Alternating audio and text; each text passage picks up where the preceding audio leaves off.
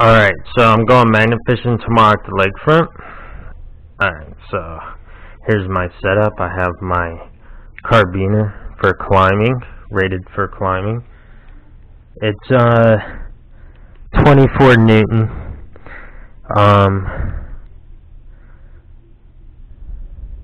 Yeah, 24 Newtons. So whatever that amounts to. Yeah. So it's a screw lock. But I don't need it locked right now. Gotta put my magnet on it. So yeah, getting ready for tomorrow. Gotta get my magnet together. Now normally I use my thicker rope for my bigger magnet, but I don't see why it should really matter, so I'm gonna use my thinner rope. It's easier to move around. It'll just help me out because I'm gonna be traveling quite a bit, most likely. Alright, so that's my waterproof container. It has foam. I'll just take the foam off of it.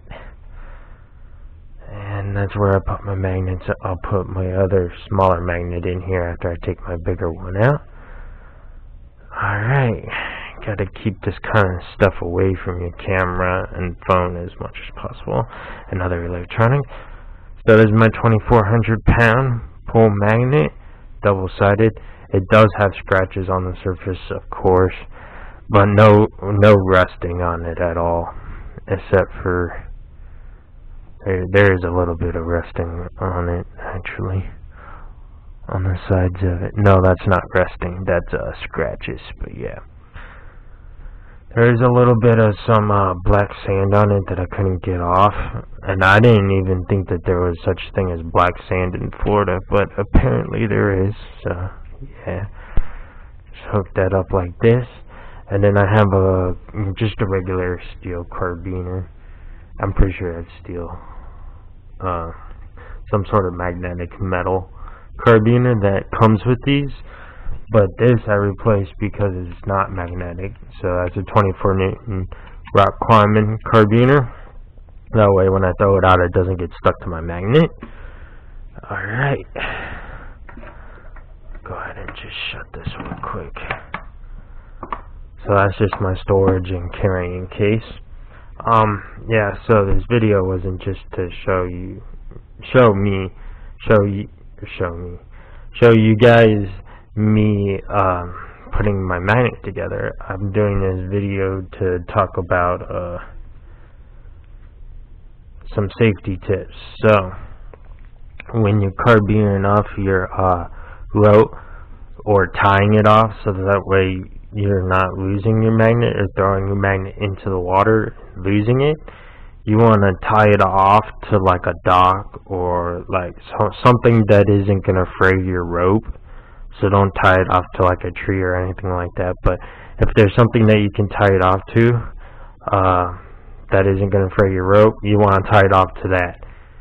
You want it as your last resort to be carbinered onto you or tied onto you, because you don't want to throw yourself in. So that brings me to my next safety tip. You're always going to have a knife with you, and not just a regular knife. Any knife that has this on it. Hold on a second, let me pull it out, unsheath it.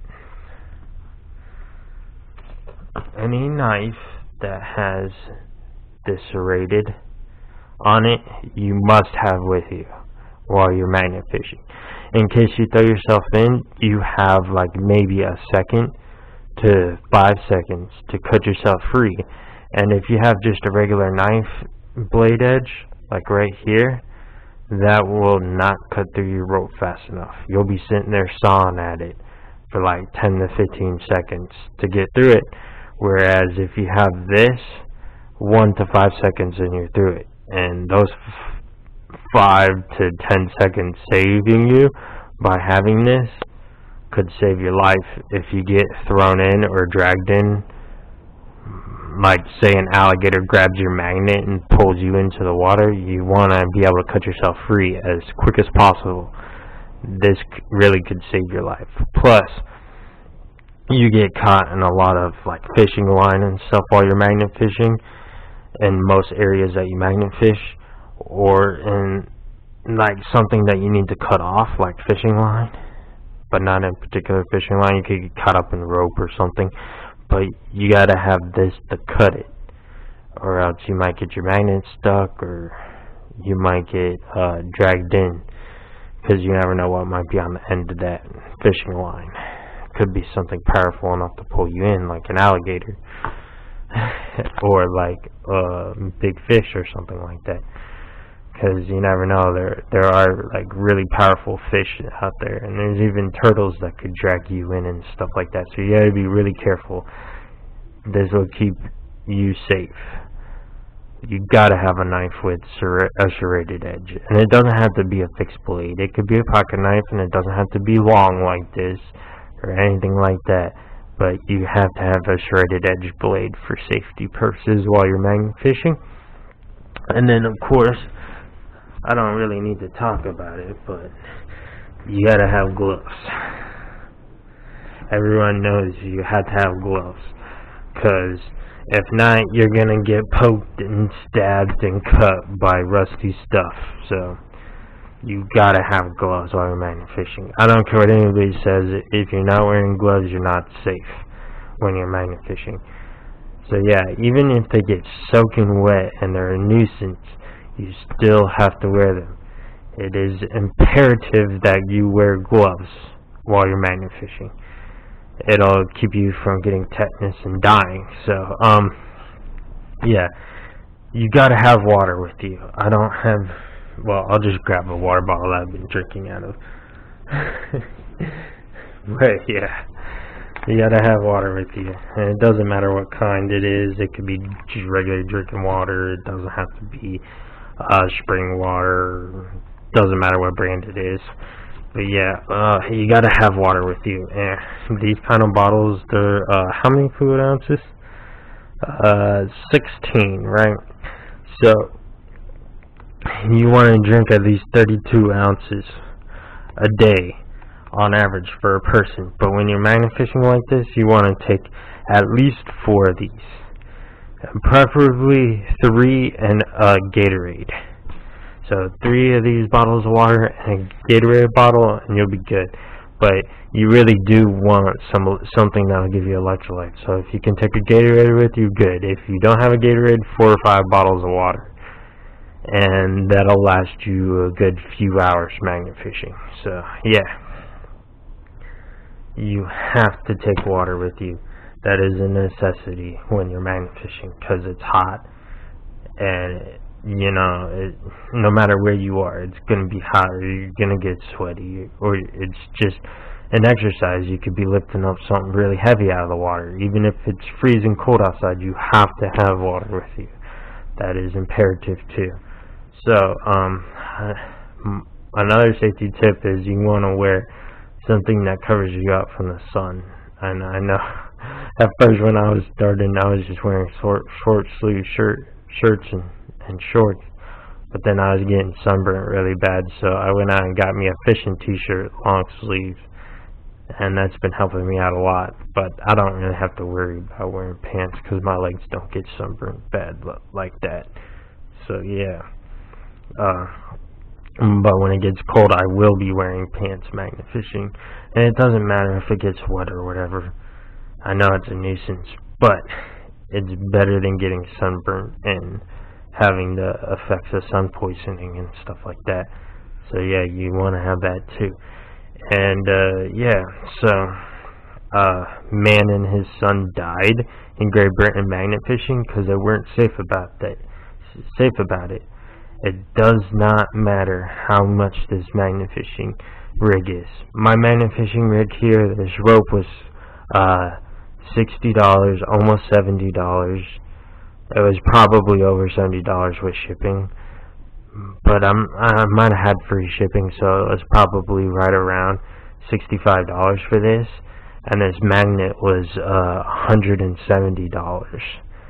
So yeah, at the time it was really expensive. Now it's less. Now it's more like $130 to $150 for this magnet from the company that I bought it off of. Yeah. So it doesn't matter that this is over $200 worth of magnetic rigging, and this carabiner was expensive too, so you're looking at like $200 to $250 right there. So if it gets snagged and I lose it, then I lose it. I normally fish where I could just tie it off to shore, and if somebody ends up taking it, then they end up taking it. But do not cut your rope or throw your rope into the water or try and hide it or something like that, because you're magnet fishing to clean up the environment, and you don't want to cause more trash or whatever to get into the environment some more and pollute the environment. So you want to tie it off, and somebody will come along in a boat or a kayak or something like that, and they'll see the line and they'll untie it from the shore and they'll get it loose for you. And if you have the ability to write a note and be like, yo, call me if you recover this. Most people are decent people. They will return it to you if they can. But yeah, it's just not worth your life to go into the water and try and recover it yourself. But if you have a boat, by all means, get out on your boat and recover your own magnet. But do not go into the water. Your life is not worth it.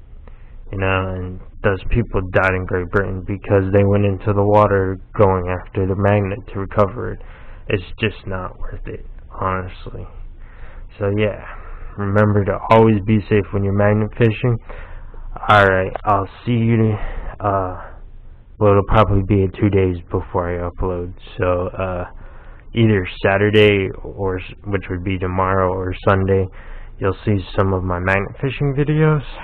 I don't know exactly when, but hopefully I don't lose electricity when this new system comes through, and then I'll be able to upload my videos.